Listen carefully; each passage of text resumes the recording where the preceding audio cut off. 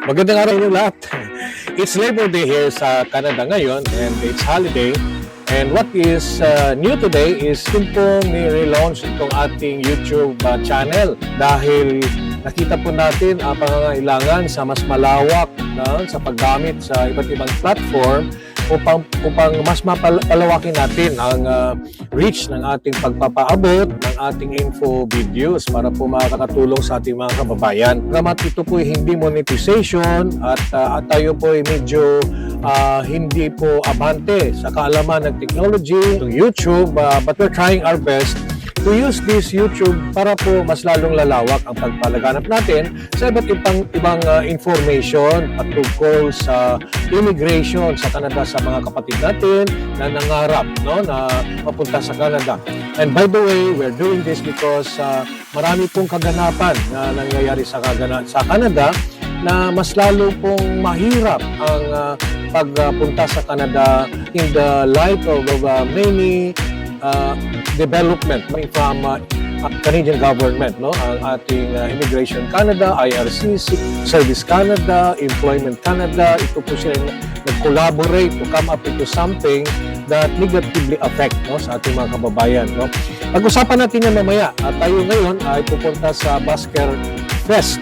Itong festival. Ako po hindi pupunta sa festival dahil po nakikita ko wala namang bumabalik sa ating mga kababayan sa kita ng festival at napunta ito sa mga organizer. Pero ito po, nakita ko na napakaganda po ang purpose, papunta sa isang epilepsy community. Ang proceeds nitong festival nito, mayroon siyang entrance na $20 but yun po ay napakaganda.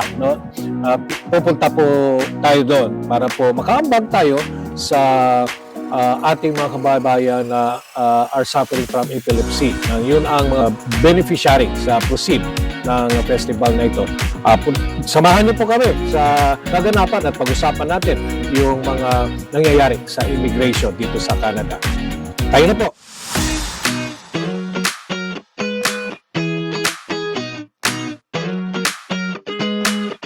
Alright, dumating na tayo dito sa area or sa Basker Fest. Doon siya sa kabila, dumaan tayo dito sa Woodbine Beach para lalanghap ng napakasarap na hangin. Mainit ang araw pero medyo malamig yung climate. Yun ang beach doon, may mga nagbabalibol. And again, I would like to welcome you dito sa ating i-relaunch na YouTube channel. Naisipan natin ito dahil nakita natin ang pangangailangan na mas palawakan pa yung broad, ang scope ng pagbibigay natin ng mga information at mga bagay na mahalaga para sa ating mga kababayan na nangarap na pupunta dito sa Canada. By the way, para sa mga hindi pa nakakilala sa akin, ako po ay si Alan Ralph Basa.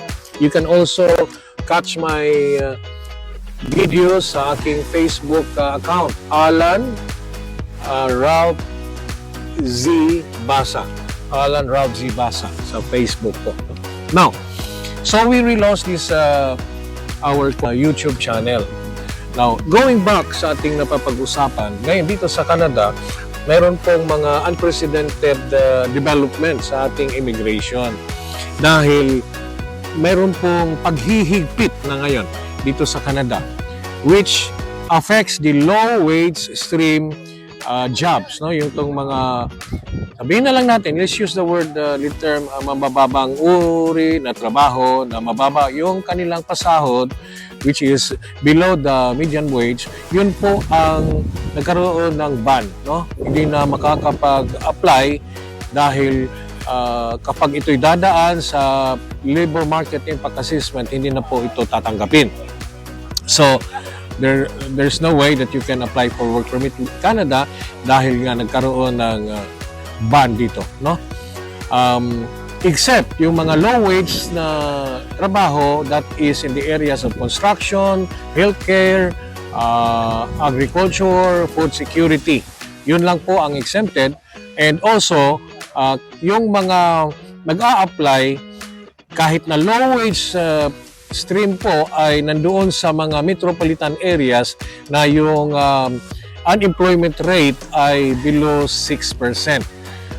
which, I mean, practically, kung titignan natin, yun po ang mga, usually, mga remote areas, no, na sabihin na lang natin, realistically speaking, walang masyadong job opportunities para sa mga low-wage earner. So, sa bilang ko po, no, which I already mentioned in my Facebook live, yung mga lugar na may mga minimum of 6, I mean, with the unemployment rate of below 6%, nasa 10 yata, around that figure. Now,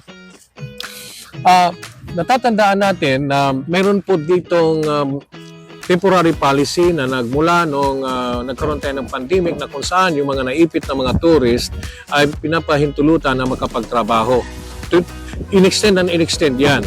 Hanggang ang last extension yan ay supposed to end this February, I think February 2025. Ngayon, dahil nga doon sa mga anunsyo ng Government of Canada in general about immigration concern, ay naapektuhan pati itong ating tourist work permit na temporary policy.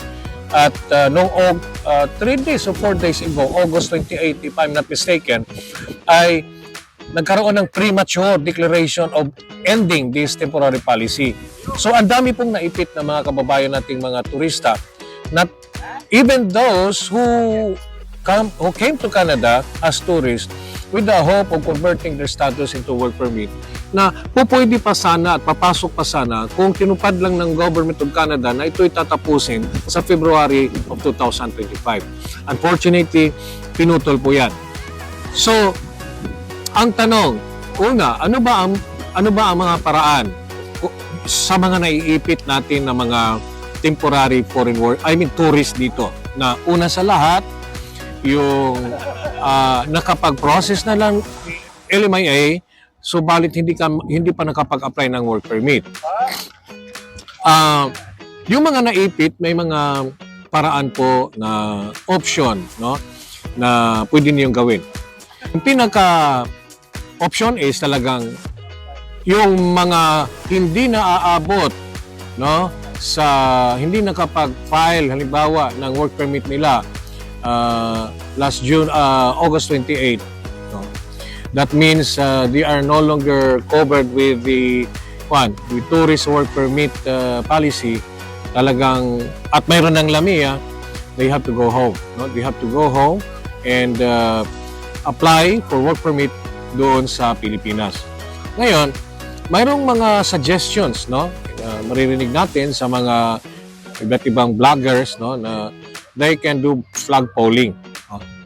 And also, there is also an option of filing their application outside in Canada but addressed to outside Canada processing visa offices. Now, there are what you call this risk of doing that. Number one, yung flag polling po, kung kayo ay makakuha ng work permit, no, halimbawa, at ikay iikot from flag pole of Canada to flag of the US out and U-turn flag pole to Canada, alam po ng mga border security agency at mga officers doon that you are a tourist in Canada and you are covered by the prohibition. Napaka-popular po yung itong mga kaganapan dito sa Immigration Canada, that all the subordinate officers of both IRCC and CBSA knows the prohibition. And if you go around that, alam nila na ikaw ay i-refuse ka, no? That's the risk, really, very risky. Ngayon, if you allow the other option, if you apply when you are inside Canada and address it to outside Canada visa processing center, you have to be truthful sa forms na iyong pipilapan, na kung saan talagang iyong i-indicate, no, at iyong i-fill up doon ang information that you are inside Canada and that you are tourist under visitor's visa and that you are applying outside Canada. That is to avoid misrepresentation, which will endanger you from being banned. Ang tanong, bakit po nangyayari ito dito sa Canada ngayon? Abangan po at i-discuss natin yan mamaya doon sa Basker Fest Festival.